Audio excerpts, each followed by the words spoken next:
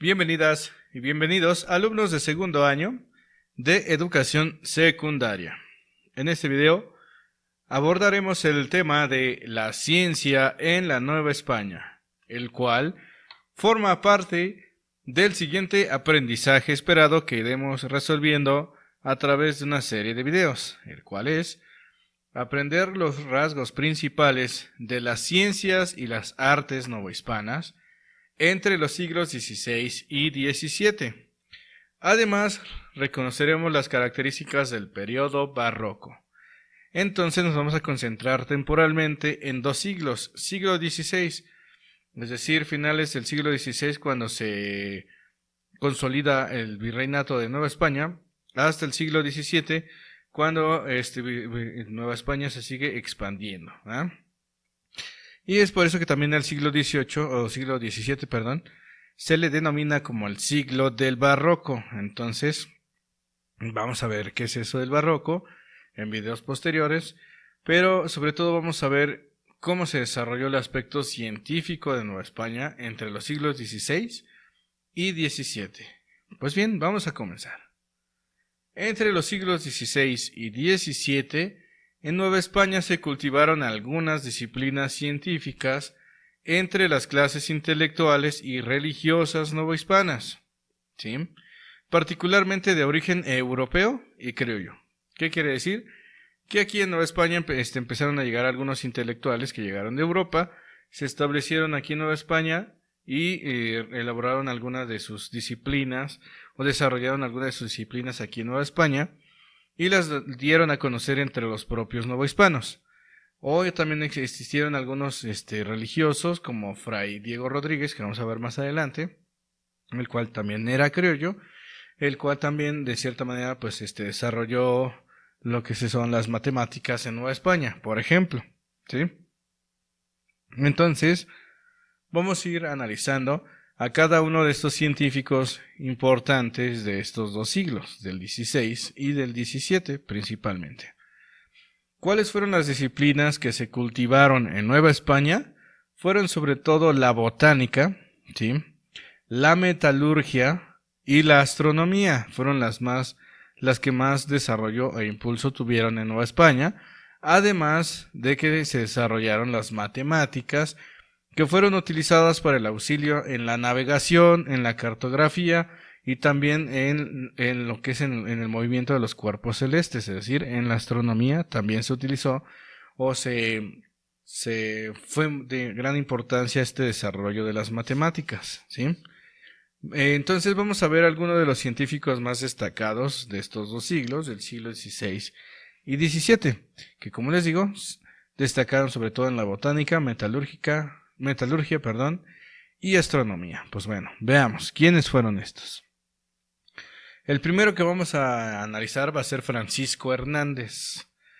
Francisco Hernández fue un médico español que fue enviado por el rey Felipe II a Nueva España bajo el cargo de protomédico. Fue el protomédico de la Nueva España. Francisco Hernández realizó la descripción de plantas y animales y minerales del territorio novohispano entre 1571 y 1576. Durante el gobierno durante el reinado de Felipe II, tuvo mucho interés por saber qué era lo que él estaba gobernando o lo que él estaba dominando. Entonces envió muchas expediciones científicas de aquella época. No estamos hablando de ciencia tal cual con el método científico y todo esto, pero sí es importante porque finalmente forma parte de la historia de la ciencia, ¿ok?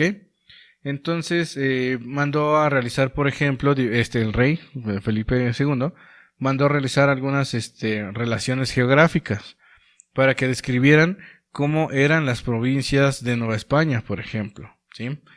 Y entre otras expediciones que manda es precisamente la de Francisco Hernández para descubrir qué tantas plantas y animales y minerales habían en Nueva España en aquella época, entre 1571 y 1576, que fue la expedición que realiza Francisco de Hernández en gran parte de Nueva España, ¿sí? Y es por eso que el trabajo de Hernández se considera uno de los primeros estudios naturalistas del continente americano. No habían existido anteriormente, al menos con esta iniciativa de describir o de buscar o generar este registro de animales, plantas y minerales en Nueva España. Ya lo había hecho más o menos Fray Bernardino de Sahagún en su obra de Códice Florentino, pero de cierta manera quien se enfocó precisamente en la historia natural de Nueva España fue Francisco Hernández. De hecho, a él se le atribuye esa obra, Historia Natural de Nueva España, ¿sí? Aquí estamos viendo uno de sus obras, 4 libros de la naturaleza y virtudes de las plantas y animales que están recibidos en uso de medicina en la Nueva España, ¿sí? Es decir, la historia natural de Nueva España. Entonces, por eso se considera uno de los primeros naturalistas del continente americano, o que se enfocó en estudiar las plantas y animales y minerales de nuestro continente por primera vez, al menos desde el punto de vista del periodo virreinal, ¿de acuerdo? Pues bien, hay que hacer una acotación aquí.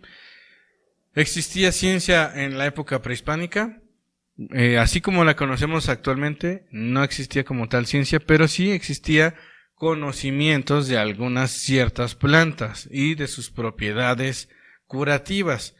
De hecho, estas plantas fueron reunidas en un códice, en el Códice de la Cruz Badiano, el cual se encontraba este códice en Roma, y ya posteriormente nos la regresó al Papa en 1991, la regresó a México y actualmente se encuentra en la Biblioteca Nacional de Antropología e Historia, ¿sí?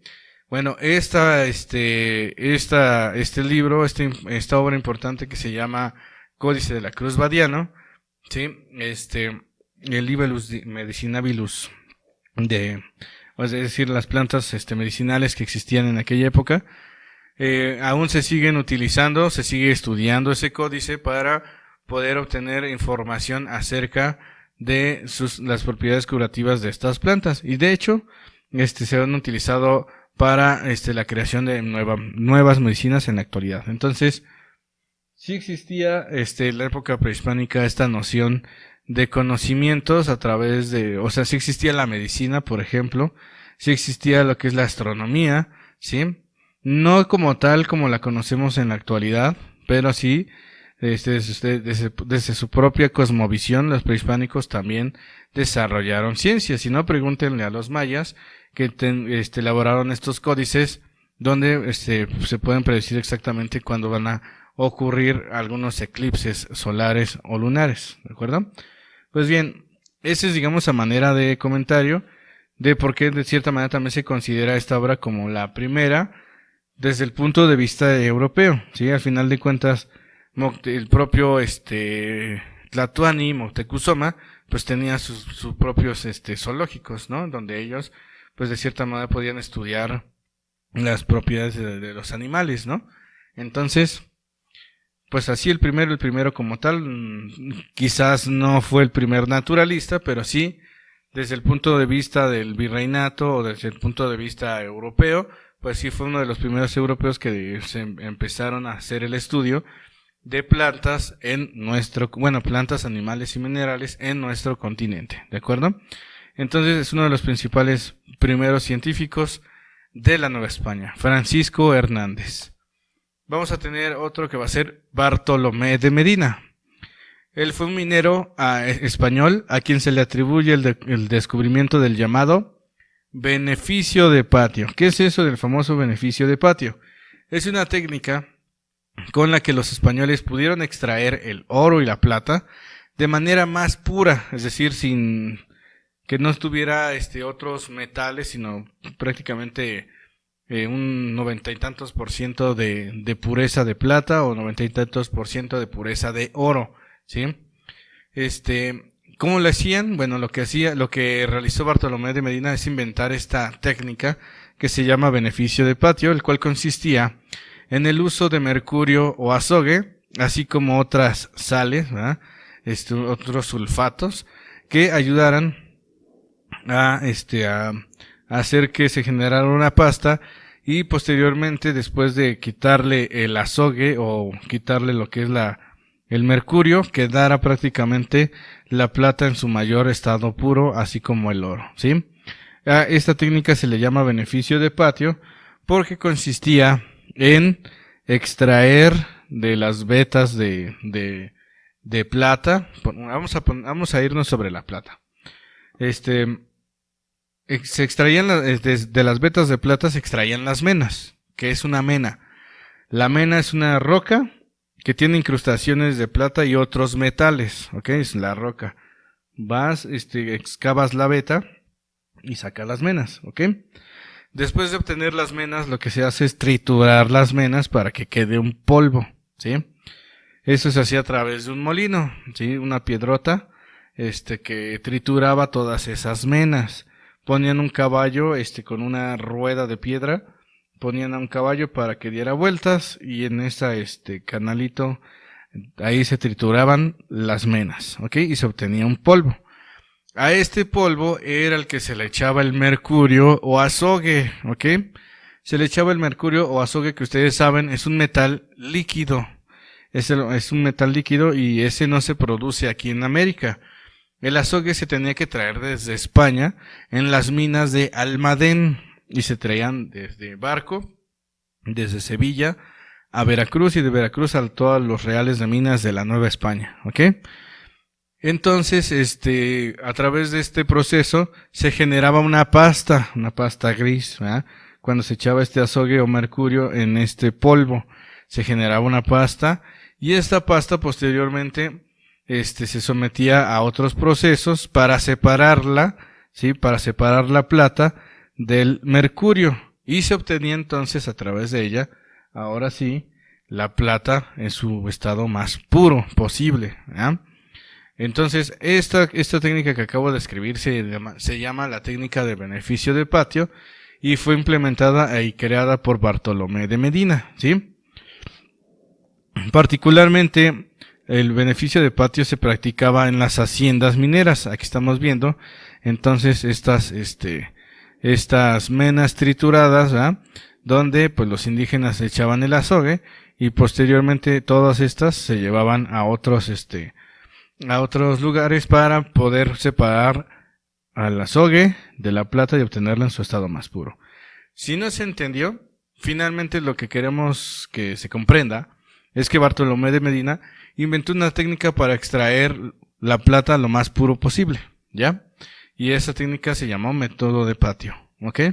Y fue una de las técnicas más utilizadas en el siglo XVI y XVII para la extracción de plata en prácticamente en todos los reales de minas de Nueva España, ¿ok?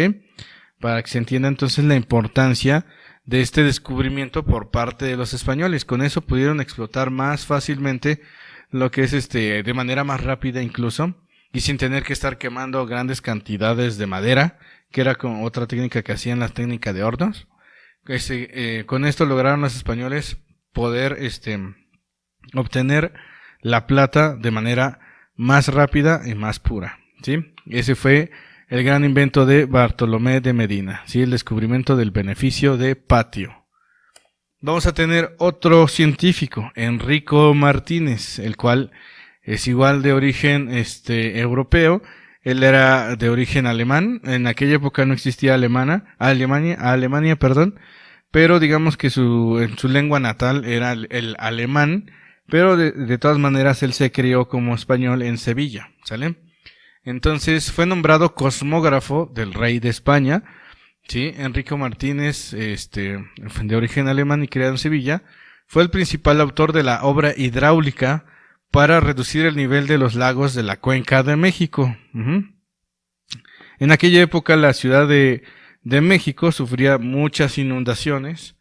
Y se le encomendó a Enrico Martínez el que, digamos, bajara el nivel o se desecaran los lagos de la Cuenca de México para que, pues, las inundaciones ya no se dieran de manera, más periódica. Entonces, él fue uno de los principales promotores de un túnel que iba desde el lago de Zumpango a lo que actualmente hoy es el municipio de Huehuetoca, que se denomina como el Tajo de Nochistongo, ¿sí? Que tenía la intención de desaguar ese lago, ¿sí? Llevarlo al río Tula y sobre todo pues hacer que el nivel del lago bajara, ¿sí? De la cuenca de México. En un cierto momento el proyecto, hubo un momento en que el proyecto fracasó prácticamente y eso originó a que la Ciudad de México incluso se inundara, ¿sí? Por 5 años, en 1629. Sin embargo, se retomó posteriormente su obra, sí, su obra de ingeniería hidráulica, y finalmente sí se logró realizar ya posteriormente lo que es esta ¿cómo se llama? Disminución de lo que es el lago. Es lo más recordado que hizo Enrico Martínez, aunque no fue lo único. También fue impresor, fue uno de los primeros en realizar, en traer la imprenta. No fue el primero, fue uno de los primeros. El primero fue Juan Pablos, pero otro de los primeros que trajeron la imprenta a Nueva España fue Enrico Martínez, e incluso que publicó algunos libros aquí imprimió algunos libros aquí en Nueva España, fue Enrico Martínez. También fue intérprete, es decir, pudo, como él manejaba lenguas y podía, fue intérprete de la Inquisición, también fue una de las funciones que tuvo Enrique Martínez. Fue astrónomo, porque entre las funciones de ser cosmógrafo tenía que también tener las nociones de astronomía para las cuestiones de la navegación, ¿sí? Es, digamos, las funciones de un cosmógrafo en la Nueva España, ¿sí? Bueno, más que en la Nueva España, él era el cosmógrafo del rey, y pues el rey le encargó pues precisamente siempre estar al pendiente del movimiento de los astros para poder adaptar todas estas cuestiones, estos avances astronómicos en la navegación, ¿sí? Sobre todo porque España quería ser, pues, o era en esa época, una de las potencias marítimas, ¿sale? Entonces, ese es, digamos, por lo cual es recordado a Enrique Martínez, por ser uno de los ingenieros hidráulicos más importantes de la Nueva España, uno de los que ayudó a reducir el nivel de los lagos de la ciudad, que rodeaban la Ciudad de México. Y lo que estamos viendo aquí es el monumento ipsográfico, el cual se hizo en honor a Enrico Martínez. Y de este lado vamos a tener una fotografía del siglo XIX de ese Tajo de Nochistongo, ¿ah?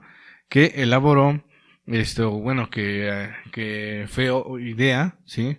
Autoría de Enrico Martínez. Obviamente se utilizó mano de obra indígena, mano de obra africana para elaborar este tajo, pero la idea era esa, ¿sí? Desaguar el lago de Zumpango para que los niveles de los lagos de la Cuenca de México disminuyeran y así evitar que se inundara la Ciudad de México. Una obra hidráulica muy ambiciosa y muy costosa para esa época.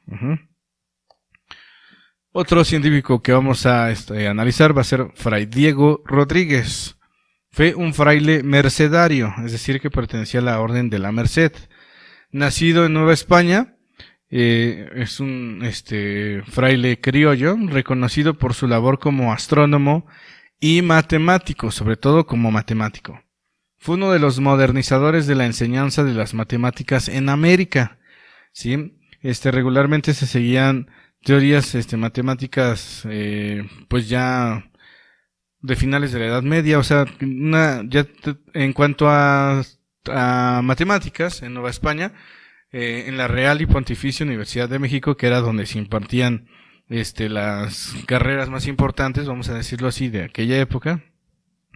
Las matemáticas, no existía como tal una cátedra todavía de matemáticas, y las pocas matemáticas y álgebra que se enseñaban ya eran matemáticas que ya de cierta manera ya habían sido como más que superados. Era necesario conocer su avance actual, ¿sí? Entonces Fray Diego Rodríguez fue uno de estos matemáticos que empezó a traer de Europa todas estas innovaciones en las matemáticas, y por eso es que la universidad le permitió generar la cátedra de matemáticas en la Real y Pontificia Universidad de México. Entonces fue uno de los que modernizó la enseñanza de las matemáticas aquí en Nueva España, y estas nuevas ideas sobre las matemáticas influyó en otras actividades aquí dentro de la Nueva España, sobre todo en el campo de la astronomía, sobre todo en el campo de la agrimensura y otras más. Incluso también en la cuestión de la navegación. Era muy importante fueron muy importantes las aportaciones que realizó Fray Diego Rodríguez en la enseñanza de las matemáticas. En esta universidad, en la Real y Pontificia Universidad de México, la primera universidad que se construye en la América continental, y se cree también que es el antecedente de la UNAM, aunque también existe la Universidad Pontificia de México, también se considera que es la antecedente de esa universidad. Bueno, el asunto está que en esa universidad, que era la más importante de la Ciudad de México, sí, de la Nueva España, ahí Fray Diego Rodríguez, introduce la cátedra de matemáticas, y ahí se enseñaba, en esa cátedra que impartía Diego Rodríguez, se enseñaba astronomía, trigonometría, geometría, álgebra y cosmografía. Entonces, como ven, digamos, fue los cimientos de lo que posteriormente sería el pensamiento científico en Nueva España.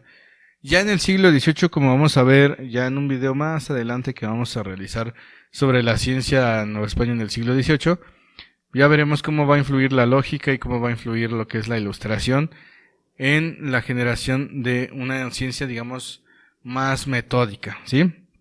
Pero el siglo XVI y XVII, sobre todo, va a ser el siglo de cómo se va a ir gestando las ciencias aquí en Nueva España, y uno de sus principales personajes o científicos de la Nueva España del siglo XVII, sobre todo, va a ser Fray Diego Rodríguez, que va a impulsar el estudio de las matemáticas, que a su vez va a hacer que, y sobre todo en la astronomía, que fue donde más destacó, va a ser el que de cierta manera va a impulsar este pensamiento científico aquí en Nueva España. Este reloj que estamos viendo aquí es un reloj solar, ¿sí? Es un reloj de sol construido por Fray Diego Rodríguez. Se encuentra en la ciudad de Oaxaca, ¿sí? Ahí, si lo quieren ustedes ir a visitar, ahí está, aquí estamos viendo, aquí está marcando las 10 de la mañana, ¿verdad? Y pues es un reloj solar, ¿sí? Que se construyó mediante pues la observación de los astros. Él era astrónomo. Carlos de Sigüenza y Góngora es uno de los más renombrados intelectuales de Nueva España, debido a que cultivó diversas disciplinas. ¿Cuáles? La astronomía, las matemáticas, también él era poeta, era historiador, aprendió diversas lenguas indígenas, etcétera, ¿sí? Es decir, un gran intelectual, ¿sí? Era un intelectual que no solamente cultivaba una sola cosa o se enfocó en una disciplina, sino en varias. Él se considera, a Carlos de Sigüenza y Góngora, se considera como uno de los primeros en realizar excavaciones arqueológicas, las cuales se concentraron en la ciudad de Teotihuacán. Entonces, Carlos de Sigüenza y Góngora fue uno de los primeros que excavó Teotihuacán. Hasta el momento no se han encontrado restos de esa excavación que realizó Sigüenza y Góngora, pero y tampoco lamentablemente se han encontrado los escritos de lo que descubrió en esa excavación que realizó, pero sí hay fuentes suficientes que nos permiten confirmar que efectivamente realizó excavaciones en lo que es en la ciudad de Teotihuacán, lo cual se convierte en la primera excavación formal en la historia de la historia de la arqueología en nuestro país. Este momento se considera como uno de los primeros, y también otro que vamos a ver más adelante cuando se descubre la Piedra del Sol y la Coatlicue, ¿sí? Que son dos esculturas mexicas, que se descubren a finales del periodo virreinal. Son, digamos, de los dos momentos de la arqueología mexicana o prearqueología mexicana, ¿sale? Y este es uno de los primeros que realiza una excavación con fines arqueológicos, es decir, excavar con la intención de descubrir el pasado, ¿sí? También Carlos de Sigüenza y Góngora fue detractor de las supersticiones atribuidos a los cometas, escribiendo obras donde describió las cualidades de estos cuerpos celestes desde el punto de vista de la astronomía, ¿sí? Es decir, en la Nueva España existieron algunos frailes y algunas personas que pensaban que los cometas eran señales de malos augurios, ¿eh? Es decir, toda esta cuestión inmiscuida en la astrología, ¿eh? Entonces, Carlos de Sigüenza y Góngora pues desmiente a través de obras escritas, pues que los cometas no tienen nada que ver con calamidades ni nada de eso, y que finalmente, más que someterse a estudios astrológicos, un cometa debe de someterse, o cuerpos celestes en general, deberían de someterse a estudios astronómicos, ¿sí? Entonces, por favor, hay una diferencia entre astrología y astronomía, ¿sí? En una puede existir supersticiones y las cuestiones, y en el otro no. En el otro estamos hablando, desde el punto de vista de las matemáticas y lo que es el comportamiento de los cuerpos celestes, ¿ok? Entonces, Carlos de Sigüenza y Góngora, sobre todo, destacó más en la astronomía. De hecho, fue alumno de Fray Diego Rodríguez y también heredó ¿cómo se llama? Esta cátedra de matemáticas también él, Carlos de Sigüenza y Góngora, también la impartió en la Real y Pontificia Universidad de México, ¿sí? Entonces son los principales intelectuales y científicos de Nueva España que se desarrollaron en el siglo XVI y XVII, 16 y 17 principalmente, ¿ok? Aquí tenemos la obra de Carlos de Sigüenza y Góngora que se llama La Libra Astronómica y Filosófica, en donde, como les comentaba hace un momento, señala las propiedades astronómicas de los cometas y desmiente esta idea de las supersticiones en torno a estos cuerpos celestes. Entonces, esas a grandes rasgos las características de la ciencia de la Nueva España en los siglos XVI y XVII. Espero que este video haya sido de su agrado. Cuídense mucho, nos estamos viendo. Hasta la próxima.